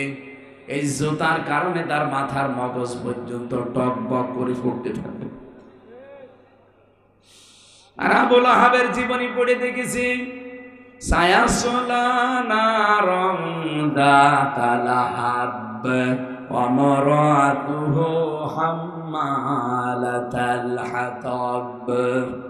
রব্বুল আলামিন বাক্য শুরু করার আগে সিন দিয়েছেন সায়াসলা। আরে ভাই, আসলা দিলেও কিন্তু অর্থ হয়ে যেত, সিন দিলেন কেন? এখানে বালাগাত মানতেক যারা পড়ায় বা পড়তে পারে, বালাগাত মানতেকে সিন শব্দটা 13টা অর্থে ব্যবহার হয়। সিন আছে, সাফা আছে, কদ আছে, লাম আছে, এরকম 13টা। কোন সেন্টেন্সের আগে যদি একটা ব্যবহার হয়, বাংলা অর্থ দাঁড়ায় তখন যে অতি তাড়াতাড়ি। আল্লাহ বলেন অতি তাড়াতাড়ি আমি আবু লাহাবকে জ্বলন্ত আগুনে প্রবেশ করাবো, না করিয়েছি? ইয়াসুলা এটা মোজারে, বর্তমান, ভবিষ্যৎ, প্রেজেন্ট, ফিউচার। তার মানে সামনে আমি ওরে করাবো। যেহেতু মারা গেছে, ও দুনিয়ায় আছে, ও মারা গেছে, এই জন্য ওর আযাবও শুরু হয়ে গেছে। বিশ্বনবী মেরাজে দেখেছিলেন যে চাচা আবু লাহাব এই আঙ্গুল 2টা মুখের ভেতর দিয়ে চুষতেছে। ডাক দিয়ে বলে, চাচা কি অবস্থা আপনার? বলে, ভাতিজা, তোমার জন্মের পর এই 2টা আঙ্গুল দিয়ে আমি আমার বাড়ির কাজের মেয়ে, তাকে আমি আজাদ করে মুক্ত করে দিয়েছিলাম। কারণ ওই জামানায় মানুষ বিক্রি হতো। এই মেয়েটাকে আমি বহু টাকা দিয়ে কিনে এনেছিলাম বাড়িতে কাজ করার জন্যে। আমার হুকুম ছাড়া ও বাড়ির বাইরে 1 পাও রাখতে পারতো না, তাহলে পিটানি খেত। কিন্তু যেদিন তোমার জন্ম হয়, এই দাসীটা, ওর নাম সুয়াইবিয়া, ও একেবারে এক দৌড়ে বাড়ি থেকে বের হয়ে আমার কাছে এসে বলেছে, মালিক, আপনার মরা ভাই আব্দুল্লাহর সন্তান হয়েছে, খুব সুন্দর। ডাক দিয়ে বলে, তোর আমি নিষেধ করি নাই যে বাড়ি থেকে বের হবি না, কেন বাড়ি থেকে পর্যন্ত আসলি?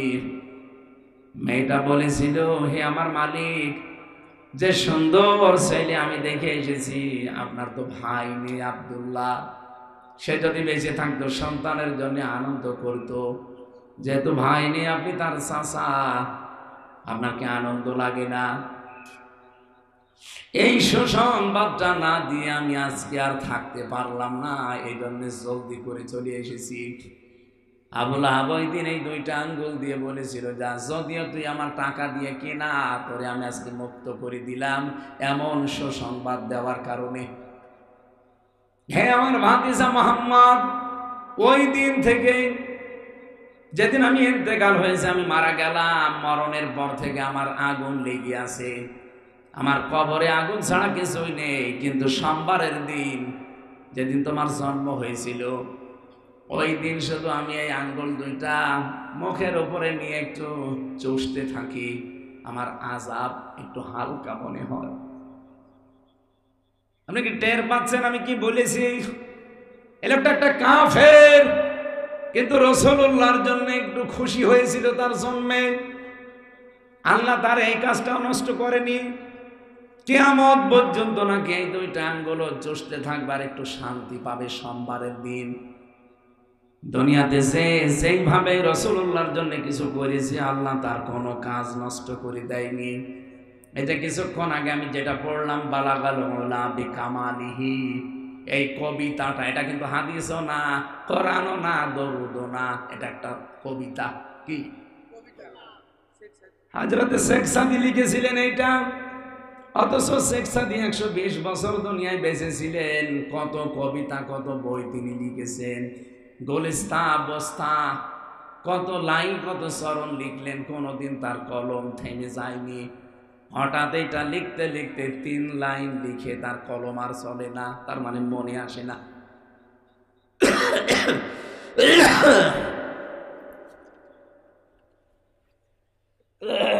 মনে আসে না, এজন্য উনি আর কিছু লিখতে পারেন না।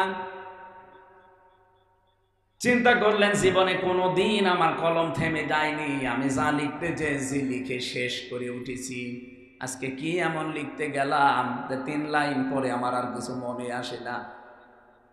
তাহাজ্জুদের নামাজ আদায় করে গভীর রজনীতে যায় নামাজে তিনি ঘুমিয়ে গেছেন। স্বপ্নের ভেতরে বিশ্ব নবী এসে ডাক দিচ্ছে, সাদী ওঠো, কি হয়েছে তোমার? হযরতে শেখ সাদী বলেছিল, হে রাসূল, জীবনে বহু কবিতা লিখেছি, বহু উপন্যাস লিখেছি, কোনোদিন আমার কলম থেমে যায়নি। হঠাৎ আজকে আপনার নামে আমি কিছু লিখতে গিয়ে দেখি আমার আর কিছু মনে আসে না। নবীজি বললেন, কি লিখেছ দেখি একটু শোনাও। স্বপ্নের ভেতরে তিনি শুনিয়ে দিলেন, বালাগাল উলা বিকামালিহি কাশাফাত দুজা বিজামালিহি হাসনাত জামিউ খিসালিহি।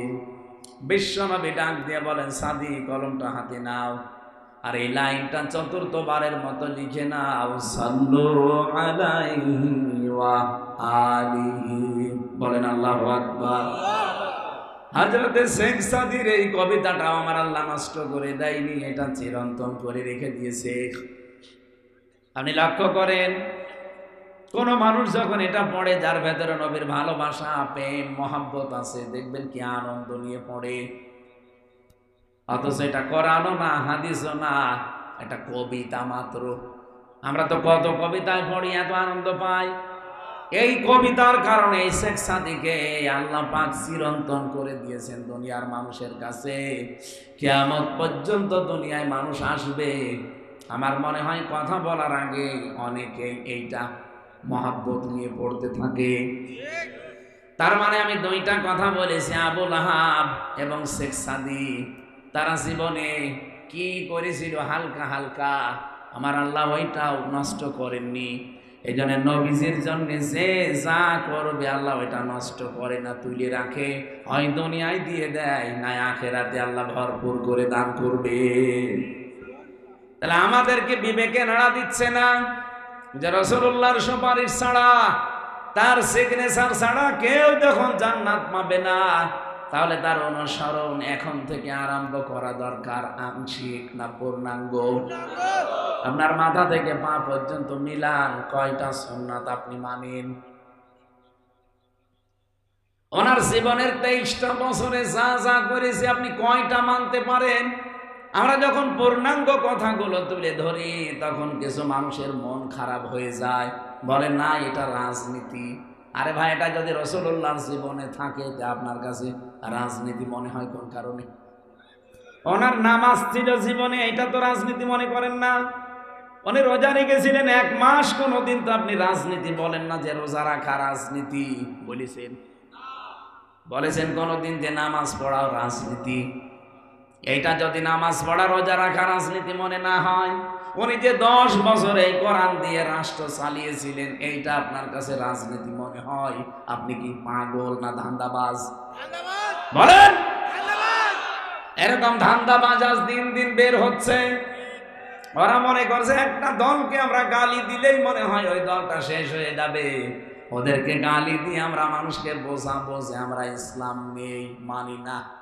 আপনি ওকে গালি দিয়ে কি করবেন? ইসলামের মালিক কেউ নাকি? ইসলামের মালিক হামজা কে? নবীজিও ইসলামের মালিক না, নবী ইসলামের খাদেম। কি কথা বলেন না কেন? নবীজি কে মালিক?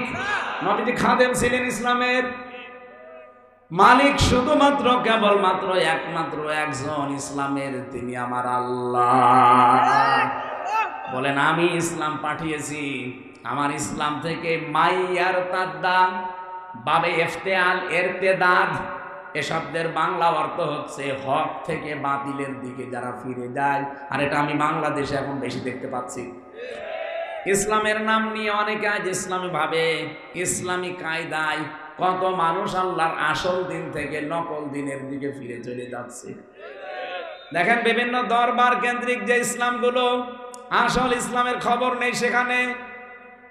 আরে মরণের পরে আপনাকে যে প্রশ্ন করা হবে ওইগুলো সেখানে শেখানো হয় না।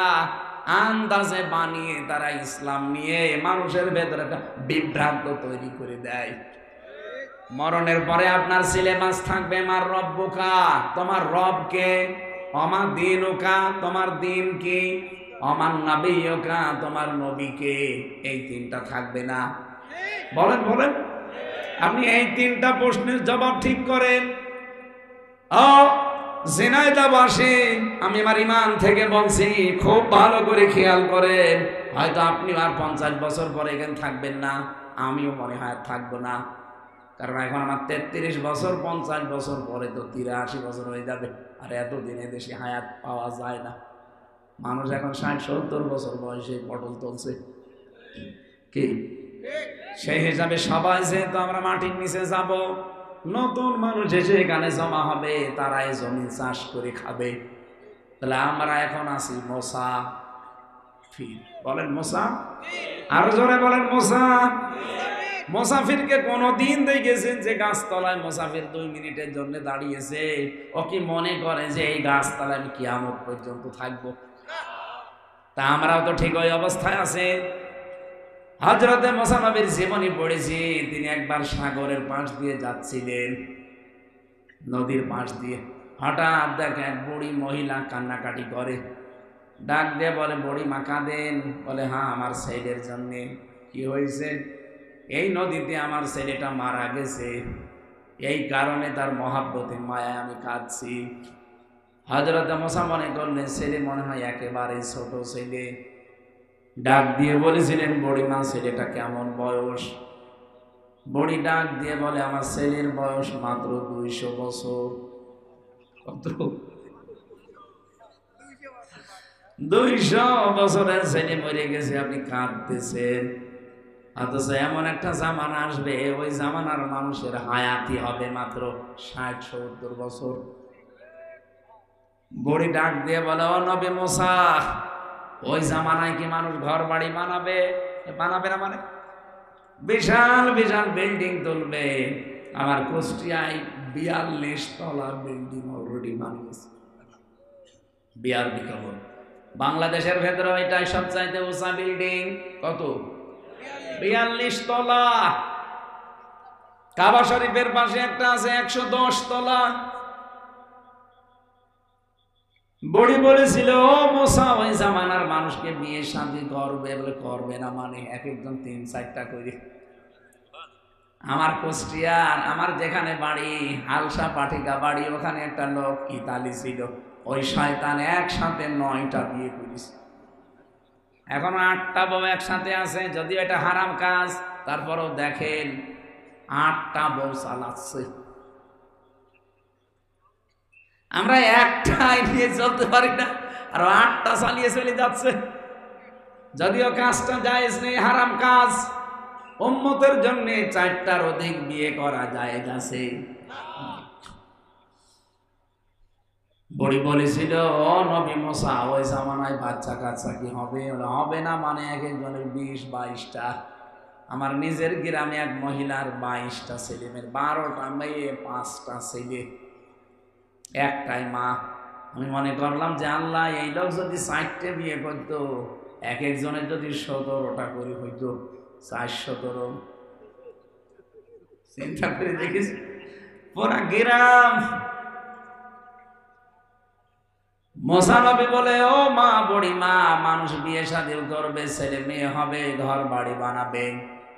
বড়ি তখন আফসোস করে কান্না বন্ধ করে বলেছিল, মুসা, আমি কান্নাই বন্ধ করে দিলাম।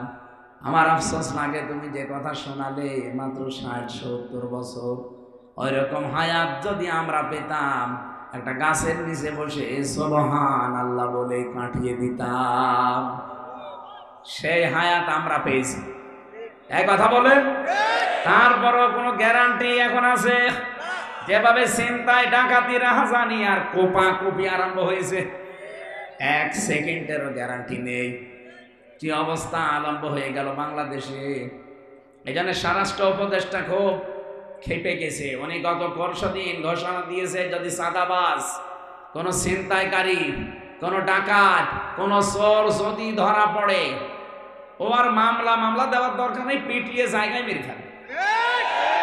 মানে যা আরম্ভ হয়েছে, এইটা ছাড়া এখন আর সম্ভব না। কি কথা বলেন না কেন? এগুলো কিন্তু করছে সব ওই জালেমরা আর জালেমের দোসররা, বিভিন্ন রূপ নিয়ে এসে। ওরা তো সরাসরি এখন আর পরিচয় দিতে পারে না যে আমি অমুকের অমুক। আমার বংশের যারা ছিল, বললাম না, 100 জনের 98 জন আওয়ামী লীগ, আমার দাদা নিজেও। এখন যে আমি বলবো, এই জন্য বললাম, দাদারে গালি দিয়ে আমি টাকা দেব। ওরা এখন সব মনে হচ্ছে আল্লাহর ওলি হয়ে গেছে। আগস্টের 5 তারিখের আমারে কল দিয়েছিল বিকাল বেলা, আগস্টের 5 তারিখে। বলছে, ভাতিজা, ভালো হয়ে গেছি। ভালো হয়ে গেছি সব আমরা এখন জামাত ইসলাম। সারা জীবন বললেন আমরা আওয়ামী লীগ, আর এখন আপনি হঠাৎ করে জামাত ইসলাম কেন? বাঁচার কোনো উপায় নেই, নাম বললেন পিটিয়ে মেরে ফেলেছে। না, একজনকে পিটিয়ে মেরে ফেলেছে না? কবুতর চত্বরে শুনলাম যে পিটিয়ে মেরে টাঙিয়ে রেখেছে তারে। আমি মেয়েদেরকে নিয়ে জেলখানায় একটা বই লিখেছিলাম, পারিবারিক জীবনের দাম্পত্য কলহ এবং তার সমাধান নিয়ে। এবং আপনার আদর্শ হবে 6 জন মহিলা, সেইটাও আছে গাড়িতে। কোথায় আছে গাড়ি জানি না, যেখানে আছে 8-10 পিস আছে। আর যাওয়ার সময় এটা নিয়েছেন, কাজে লাগবে। আমার একটা মাহফিল এই মান্দার তলা মহেশপুরে আছে, এটা জুন মাসের 10 তারিখে রাত 8টা থেকে 10টা পর্যন্ত কথা বলবো, মান্দার তলা। আপনারা টাকা পয়সা যারা নিয়ে এসেছিলেন, যারা এখনো দিতে পারেননি, মাদ্রাসার মাহফিল তো না, আমি বলতাম না, সম্মানিত মা বোনদের কাছে যদি যারা যায়, অবশ্যই এদেরকে দিয়ে দিন। আমার শরীরটাও যেহেতু আর ভালো না, আমার কণ্ঠ পেরে দিচ্ছে না। ব্যাগ এখন কই ব্যাগ যাবে?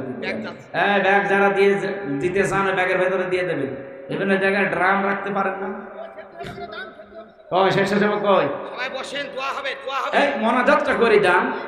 বসেন বসেন বসেন। আল্লাহুম্মা আমিন। লা ইলাহা ইল্লা আনতা সুবহানাকা ইন্নী কুনতু মিনাজ জালিমিন।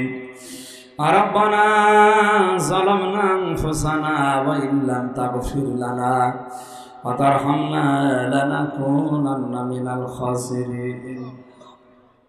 রব্বুল আলামিন, ঝিনাইদহ জেলার মহেশপুর যাদবপুর এই মাদ্রাসা ময়দানের দিকে তাকাও। হাজার হাজার বান্দা বান্দি কোরআনে কারীম থেকে রমজান সংক্রান্ত কিছু কথা আমরা শুনেছি।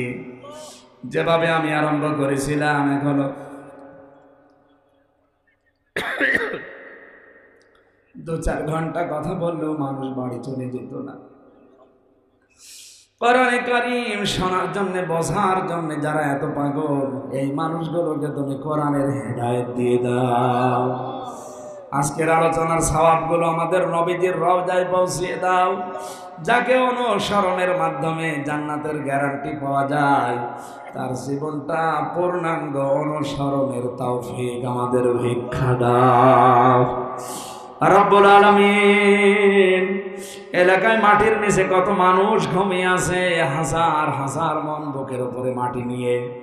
এই মানুষগুলোর কবর তুমি জান্নাত বানিয়ে দাও। আর রমজানের ওসিলায় আমরা জানি কবরের আযাব মাফ হয়ে যাবে। আর রমজানের পরেও আবাদান আবাদান কিয়ামত পর্যন্ত এই কবরগুলোকে মাফ করে দিও আল্লাহ। এই মাদ্রাসা নবীর ঘর যারা এখানে কায়েম করেছে, আল্লাহ তাদের ঘরের অভাবগুলো দূর করে দাও।